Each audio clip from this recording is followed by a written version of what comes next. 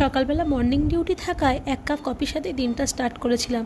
অমৃত আর ব্রেকফাস্টে নিয়ে এসেছিল গরম গরম কড়াইশুঁটির কচুরি, ছোলার ডাল তরকারি আর একটা ডিমের কালিয়া টাইপের।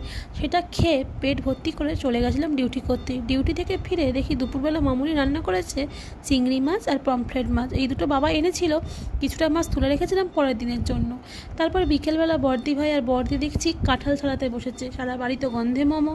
আমিও কতগুলো কাঁঠাল খেয়ে নিলাম। সন্ধেবেলা ছিল বাবার গান। ভিডিওটা কেমন লাগলো জানিও কিন্তু।